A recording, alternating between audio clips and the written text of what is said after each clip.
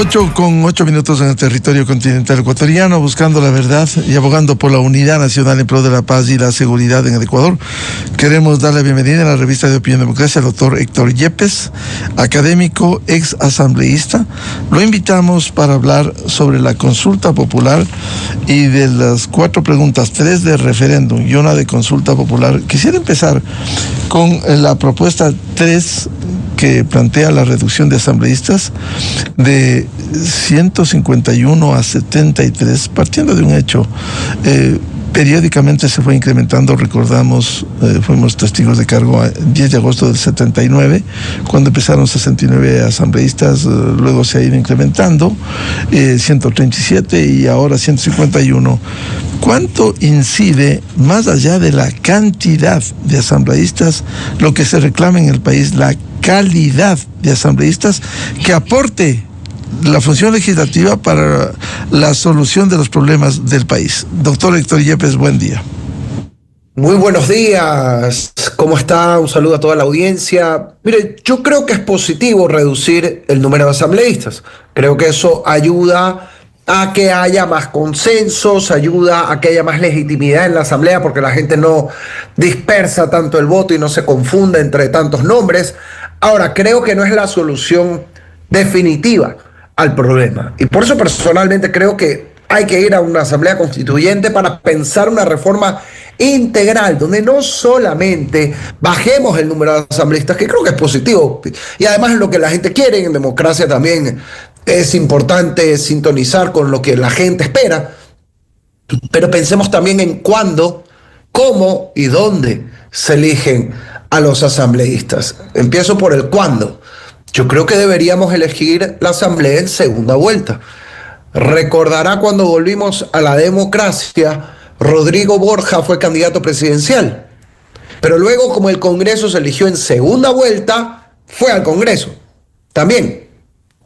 ¿Qué es lo que incentiva que haya la elección de la asamblea en segunda vuelta? Primero, que va a haber 2 grandes tendencias, porque ya están los 2 finalistas. Y eso está bien porque le da gobernabilidad al país. Pero además, quien quedó tercero o cuarto con una buena votación en la primera vuelta tiene un gran incentivo para lanzarse a la asamblea, para arrastrar a su línea, a su tendencia. Y eso es bueno, porque entonces uno tiene a los presidenciables en el Parlamento, como ocurrió en ese primer Congreso de Retorno a la Democracia, donde estaba Rodrigo Borja, Raúl Clemente Huerta, claro, por citar un par de nombres. Raúl Clemente también fue candidato presidencial. Correcto. 16 de julio del 78, y la segunda vuelta y elección de diputados 29 de abril del 79, y se instaló el 10 de agosto, doctor Yepes. Tiene las fechas mejores que yo. Pero ahí está, digamos, no estamos inventando aquí el agua tibia, es algo que ya ha pasado en el Ecuador y que hemos visto que tiene un buen resultado. Insisto, por 2 razones. No hay tanta dispersión, porque claro, mañana está Daniel Noboa y Luisa, pues probablemente van a ser asambleístas de esas líneas la gran mayoría. En esta elección también ocurrió eso por accidente. No juzguemos la regla por la excepción. Esta es la única elección desde el retorno a la democracia en que pasó algo así. Creo que hay que tener un sistema que permita lograr más consensos y permita también que figuras de alto nivel tengan el incentivo para estar en el Parlamento. Ahora, también hay que pensar en el cómo o el dónde se elige a los asambleístas. Yo creo que, mire, déjeme poner un ejemplo. En Bolívar, en vez de elegir a 3 asambleístas en un distrito, se puede partir la provincia de Bolívar en 3 distritos. Uno elige a solo un asambleísta por distrito, lo que se llama distritos uninominales. ¿Cuál es la ventaja? Yo le pregunto con todo respeto, Miguel, no sé si usted, que es un hombre tan informado, capaz si tiene la respuesta a esta pregunta, pero ¿usted sabe los asambleístas del distrito en que votó en la última elección? Claro, muy difícil, muy difícil. Sí. Yo tampoco. Y eso que nosotros estamos en esto, en el día a día. Peor, la mayoría de ciudadanos que está desconectada no tiene por qué saber, porque no hay ninguna utilidad práctica en recordar hasta en qué distrito uno vota. En cambio, si uno elige a un asambleísta por distrito, como se elige al alcalde, primero uno se va a acordar de a quién eligió, porque es más fácil. Segundo, no sabe a quién rendirle cuentas. Si esa persona se lanza a la reelección, sabe si lo premia o lo castiga. Y además, eso está estudiado, eso se conoce en ciencia política como la ley de Duverger, que los países que tienen estos sistemas de distrito uninominal suelen tender a tener menos partidos también, que creo que es lo que necesita el Ecuador. No tanta dispersión, sino pocas tendencias claras para que la gente elija. En consecuencia, ¿usted sería partidario entonces de que haya esta Asamblea Constituyente, una nueva constitución, en donde se defina claramente estos mecanismos de elección, la composición de la Asamblea, no solo el número, quizás lo que se ha hablado también, las dos cámaras, una de diputados y otra de senadores? Mire, yo creo que ese es un debate que hay que tenerle. Soy sincero, yo en lo personal no estoy convencido de que sea la mejor opción. Entiendo que hay gente que con muy buen criterio que lo ha planteado. Normalmente, no siempre, pero normalmente tienen Senado los estados federales. El Senado suele ser una figura para que los estados federados tengan sus representantes. No siempre es así, pero así funciona en Estados Unidos, en Alemania, por ejemplo.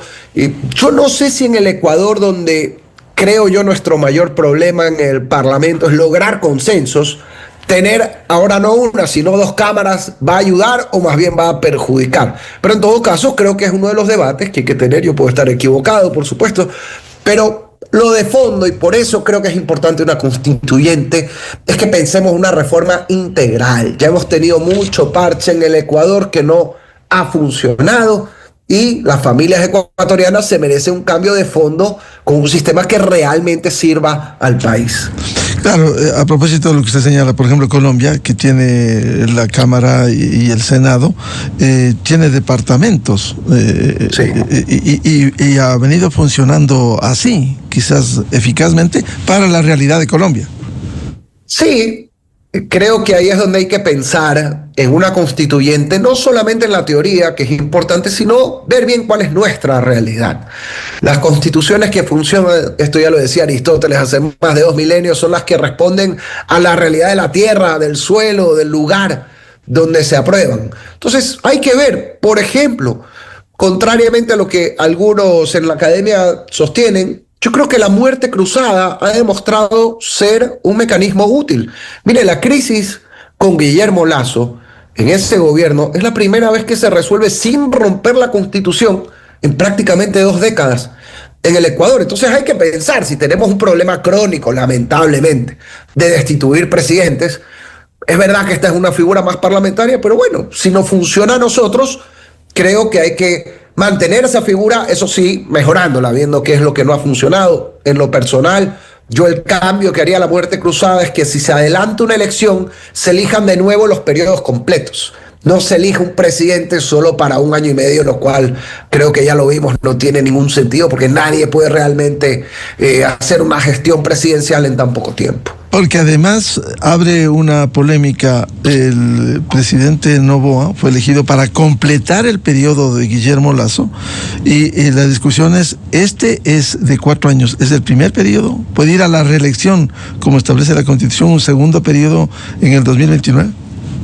Ya la Corte Constitucional dijo que sí, que el periodo que completó no se cuenta como un periodo para efectos de reelección, y ese es otro debate que ya no existiría si hacemos lo que creo es más sensato.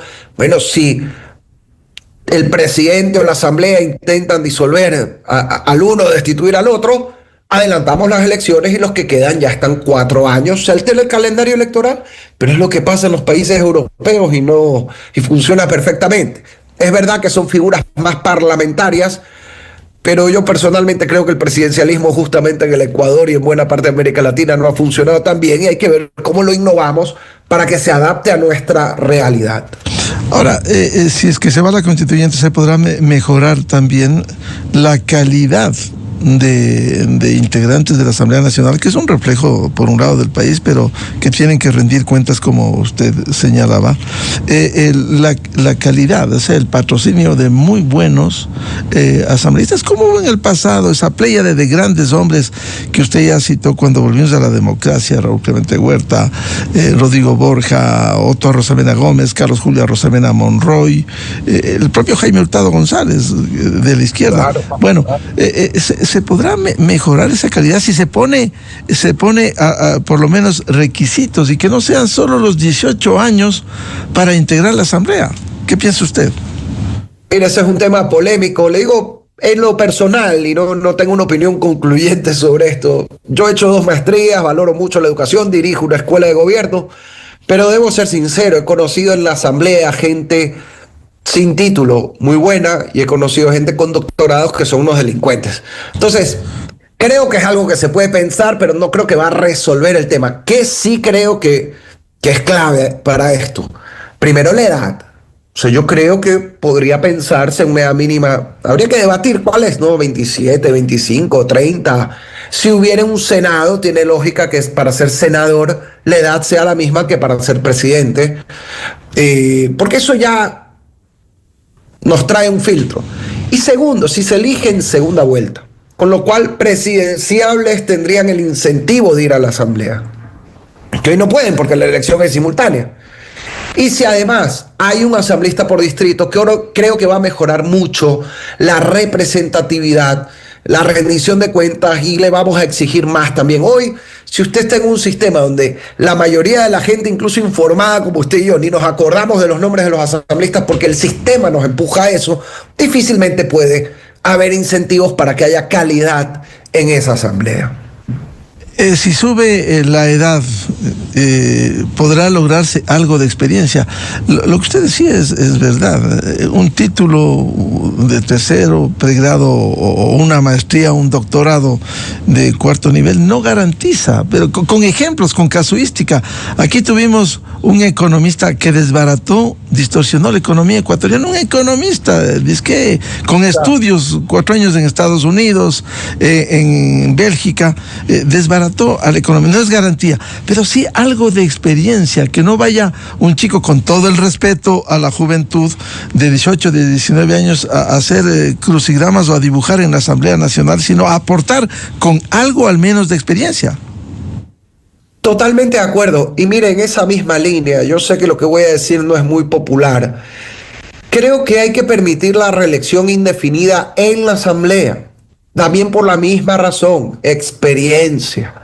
Veamos los países desarrollados del mundo. ¿En cuáles uno puede ser solo legislador 1 o 2 periodos? En casi ninguno.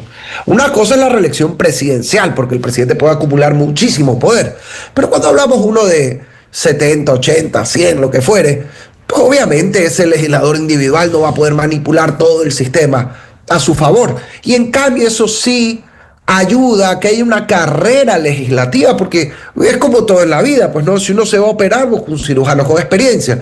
Si uno busca un abogado, busca alguien con experiencia, un arquitecto con experiencia. Pues no debería ser distinto a la hora de hacer leyes que van a afectar a 18 millones de ecuatorianos. Y como todo en la vida, esa experiencia se aprende, por un lado, con experiencia de vida y estudiando también, pero también estando en la cancha legislativa. Claro, ahora uno de los argumentos con la Constitución del 2008, que fue una novelería, ahora se reivindica. Claro, ¿por qué 18 años? Porque tiene derechos. El tema de los derechos, siendo respetables y que tienen que estar en primera línea, no se puede manosear el tema de los derechos. Algo de experiencia debieran tener. Mire, es que nos hemos olvidado de que en la vida hay derechos, pero también hay deberes y responsabilidades. Por eso yo creo, por ejemplo, que el voto debe ser una obligación. Es el único deber que tenemos en la democracia. Ir a votar cada cierto tiempo. Entonces, aquí se habla mucho de derechos, yo quiero, yo pido, yo reclamo, que está bien en muchos casos, tiene que haber derechos consagrados, pero ¿y los deberes? Y las responsabilidades cívicas.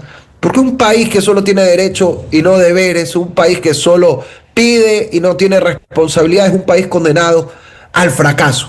Y eso debe verse desde la clase dirigente del país, la responsabilidad con la que se va a un cargo de elección popular, con la que se legisla, se gobierna, sea en el estado central o en una ciudad o una prefectura.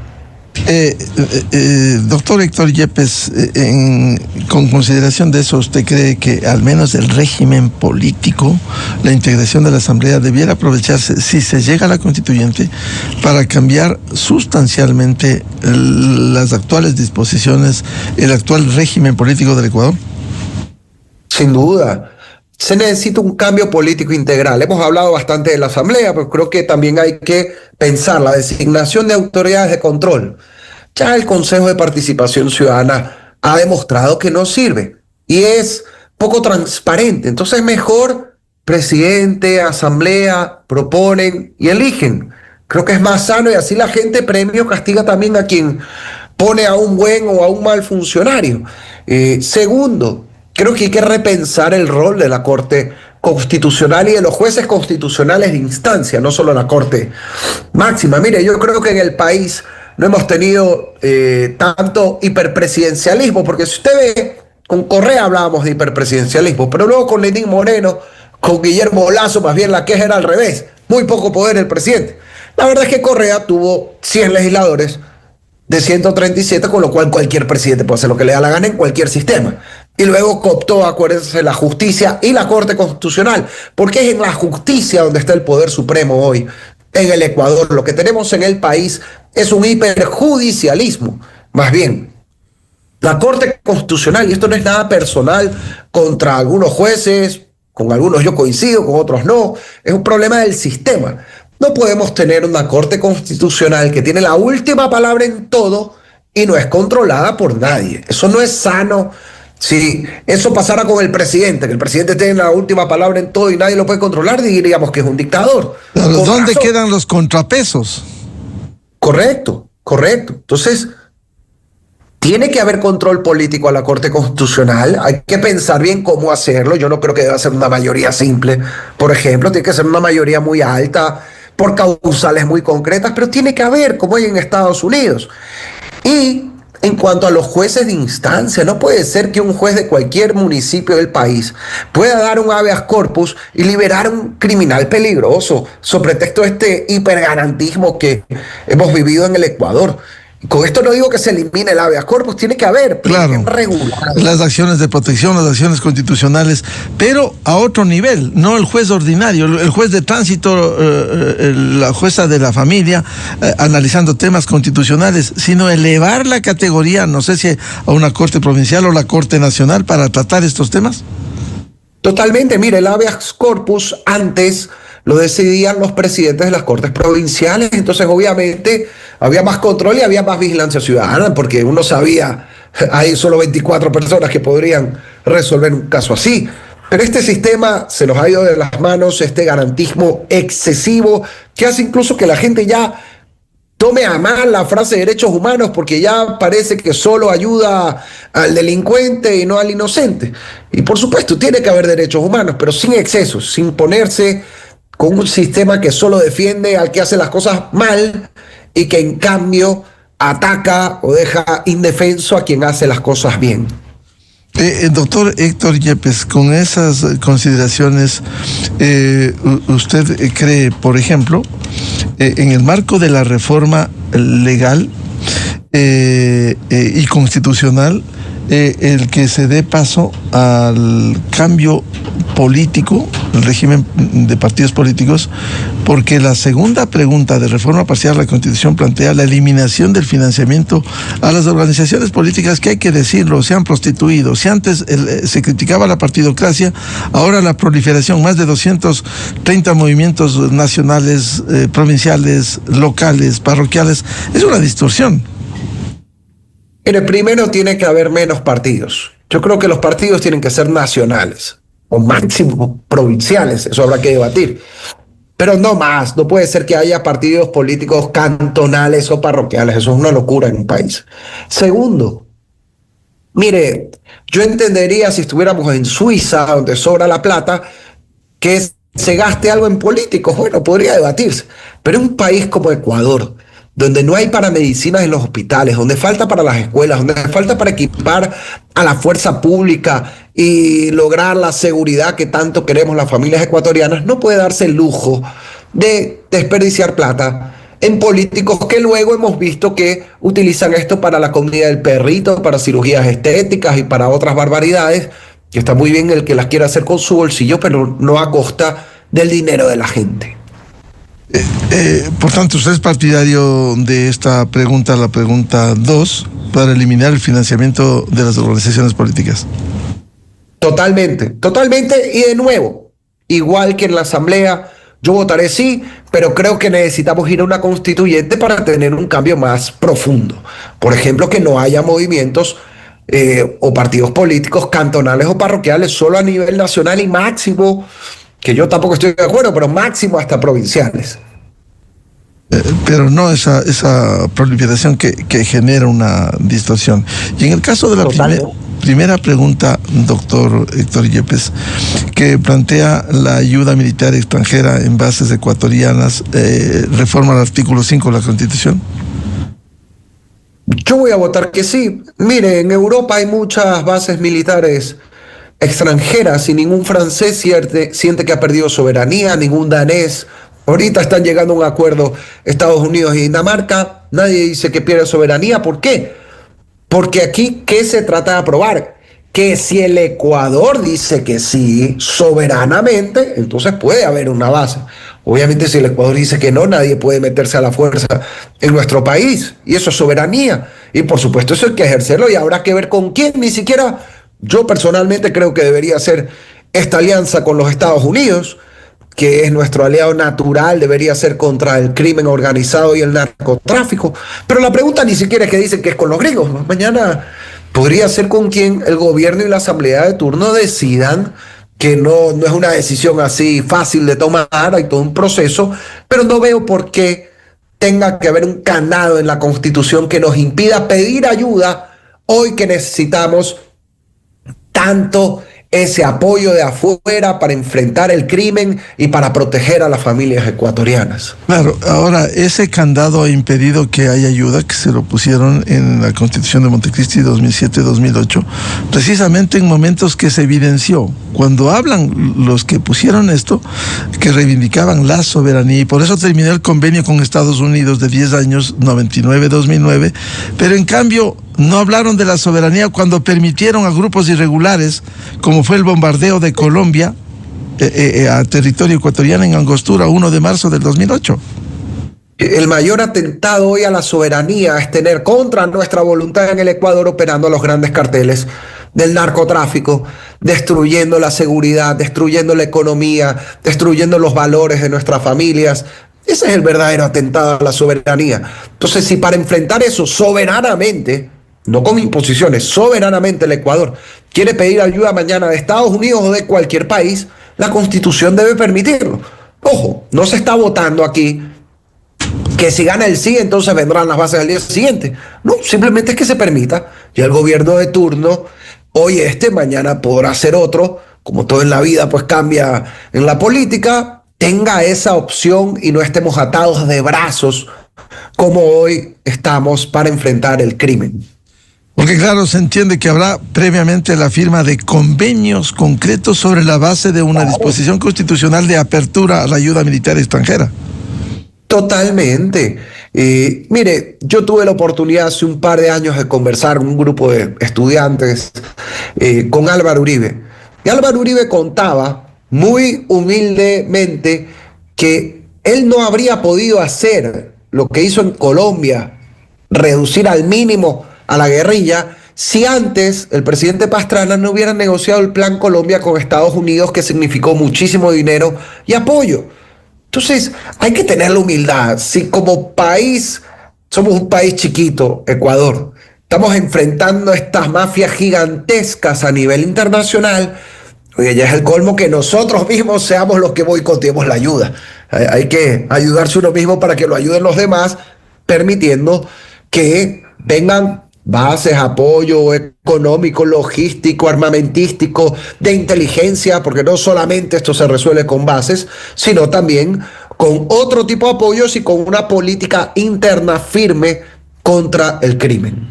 Ahora, de aprobarse estas reformas parciales de la Constitución, las 3 preguntas de referéndum, y si se va a una asamblea constituyente, ¿podrá incluso mejorarse estos textos en el nuevo texto, perdón la redundancia, de la Constitución nueva? Totalmente, y eso es lo que yo creo que necesitamos. Yo voy a votar que sí a las 3 preguntas y a la constituyente, pero al final necesitamos una reforma integral. No podemos seguir poniéndole parches a un sistema que ya no funciona. Esto es como que el barco se está hundiendo y uno le pone un baldecito por acá, le pone una cintita por acá y el barco se sigue hundiendo, porque lo que hay que hacer es cambiar de barco. Entonces yo creo que hay que ir a un cambio integral en la constituyente, eso sí, sin repetir los errores del pasado. Mire, en Montecristi, ¿cuál fue el gran error? Hicieron una constitución para que gobierne Correa y sus amigos. Obviamente cuando eso cambia en el tiempo, porque siempre va a cambiar, es la ley de la historia, la constitución ya no sirve. Entonces aquí no se trata de ir de la constitución correísta a la constitución novoísta, o de la constitución de izquierda a la constitución de derecha. Y yo creo que el presidente, lo he escuchado, ha sido muy sensato en comunicar esto con claridad. Aquí lo que se trata es de tener reglas básicas del juego que funcionen para cualquier gobierno de cualquier tendencia, y luego confiemos en la democracia. Ya será cada 4 años cuando la gente decidirá si quiere ir más hacia la izquierda, más hacia la derecha, esta línea u otra, sin camisas de fuerza que hoy existen en la Constitución. Entonces, es importante no repetir en este ejercicio histórico, en esta gran oportunidad que tenemos en el Ecuador, los errores de Montecristi. Claro, en el país se sueña una constitución para el Ecuador, para que haya garantías para los hijos, para los nietos, y no una constitución hecha a la medida como fue la del 2008. Totalmente, y en honor a la verdad, este no es solo un problema del 2008, ha sido un problema típico en la historia del Ecuador. No en todas las constituciones, pero ha sido típico, la constitución como el partido, programa del partido en el poder. Y eso hay que cambiar. Aquí se necesitan reglas de juego básicas para todos, acuerdos mínimos como Ecuador. Bueno, y en lo que no hay ese gran acuerdo, pues se deja luego al gobierno, y la asamblea de turno no tiene por qué estar metido en la propia constitución. Por tanto, en resumen, doctor Héctor Yepes, este referéndum de 3 preguntas y la consulta popular para ir a la constituyente, ¿es oportuno este momento para hacer los cambios que requiere el Ecuador? Yo creo que sí, yo votaré que sí. No se trata de apoyar a un gobierno u otro, se trata de apoyar al Ecuador, de darle la herramienta a este gobierno, a esta asamblea y a las que vengan, de poder realmente trabajar sin este hipergarantismo, hiperjudicialismo, que lo que ha hecho es poner camisas de fuerza, que en la práctica le ayudan al económico, y son las cosas que tenemos que destrabar desde una constituyente. Y termino con esto, si es que estamos terminando, no sé si... Con gusto, adelante, con gusto, Héctor. Mire, cuando alguien le apunta con un arma a una víctima en la calle, no le pregunta si votó por Luisa o por Daniel. La delincuencia nos afecta a todas las familias ecuatorianas. Y si en un momento debemos unirnos, tener acuerdos mínimos como Ecuador para salir adelante, es ahora. Tenemos muchas diferencias legítimas, como en toda familia, pero hay que lograr esos acuerdos mínimos como ecuatorianos para sacar adelante a la nación. Bien, como siempre, muchas gracias al doctor Héctor Yepes, ex asambleísta catedrático académico, para hablar de estos temas vinculados a la próxima consulta popular y constituyente. Muy amable, Héctor. Muchas gracias. Muy amable. 8:37 minutos en el territorio continental ecuatoriano. Vamos a una pausa y ya volvemos. Diálogo previsto con el director de Click Report, Francis Romero, y la información sobre el último sondeo de opinión de los problemas nacionales. ¿Qué piensa la gente sobre el país? Desde 1984 con Gonzalo Rosero. La revista de Opinión Democracia. Siempre líderes, siempre confiables. Enseguida regresa